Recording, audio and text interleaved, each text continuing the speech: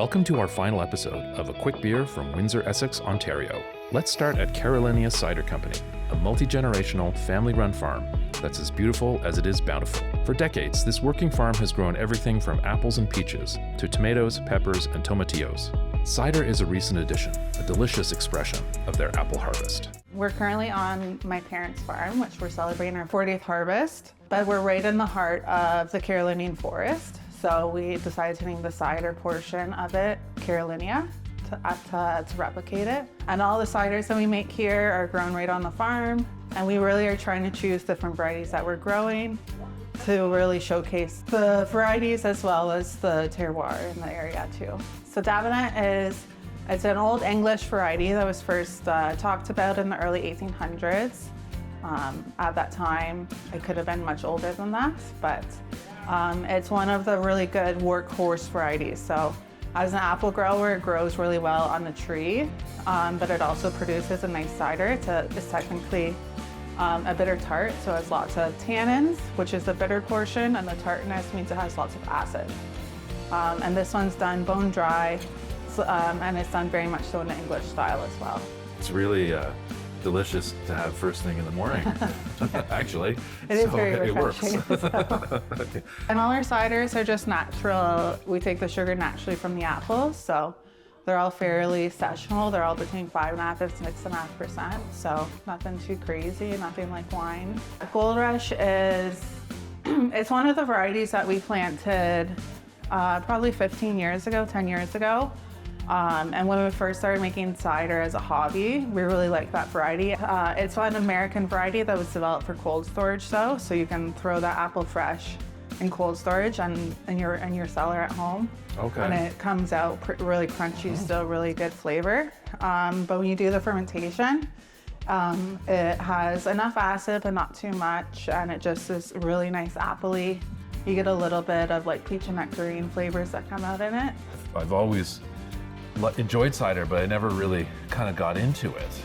I always lean towards beer, but I know how cider is kind of like beer adjacent. Well, and cider is such a hybrid product too, because there's so many different styles that are being made in Ontario, but worldwide too. So we're doing very much the varietal and letting those showcase, but a lot of growers get just juicing, and then they can do flavored ciders. This one is our rosé, so it's called Pink.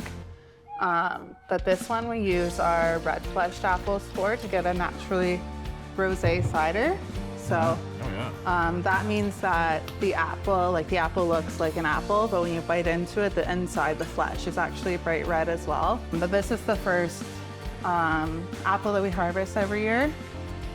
So we normally harvest it around the first week of August, but the color is thought to be derived out of a crab variety, so there's lots of acid to it and a touch of tannins too. But that's how we get all the naturally rosé. This tasting has been great. It's been really awesome learning about your farm and the orchard and your cider. Thanks a lot for taking the time to chat. Thanks for coming to the county. Yeah.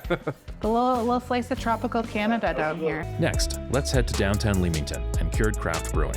Located in a building that's both modern and historic, this stylish taproom balances metallic touches with warm wood finishes for a cozy feel. The original builder of the building, his name was Mr. Gregory, and him and his brother came to Canada from North Carolina to teach Canadians how to flue cure tobacco.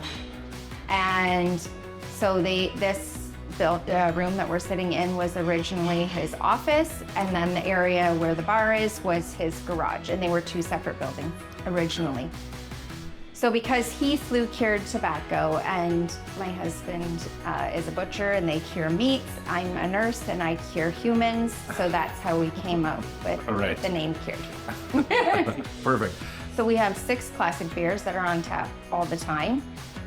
They are named after the 3 people that we just mentioned with relation to the name of the business, and then the other 3 are geographical with relation to Leamington and us being on the 42nd parallel.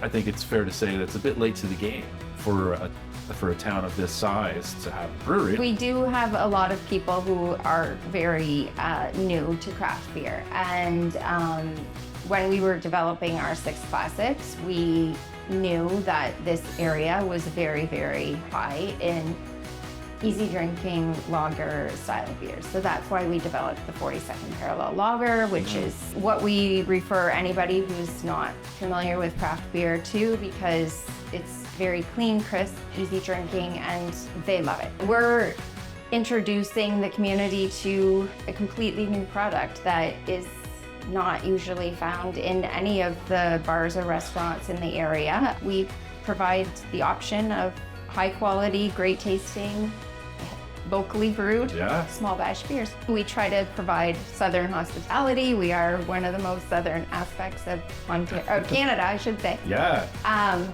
We invite our friends and neighbors across the river to come over and see what we have to offer as well. And we're proud of what we've brought to fruition, and we want to share it. Next up is one of the absolute highlights of the county, Kingsville. This lakeside gem is peaceful, pretty, and full of surprises, with walkable gardens, waterfront views, and an inviting downtown core. Banded Goose Brewing anchors the main street, with about half a dozen beers plus a few local guest taps. The long wooden bar gives it a warm, communal vibe, amplified by their back beer garden with on-site food truck. Just around the corner is the Goose, a wonderfully snug bar reminiscent of a British pub inn. With several craft beers on tap and cozy guest rooms upstairs, turns into a comfortable stay. And yes, if you haven't caught on, geese are a thing here. Kingsville celebrates them with its annual Migration Festival, honoring this noble bird where the entire community gets involved. Kingsville was an unexpected delight, a vibrant, welcoming town that flies under the radar. It's the kind of place that makes you want to stay a little longer, come back again. There's a lot to enjoy in the rough yet charming Windsor, but the towns of Essex County steal the show. There's so much to explore and savor here, and you owe it to yourself to experience it.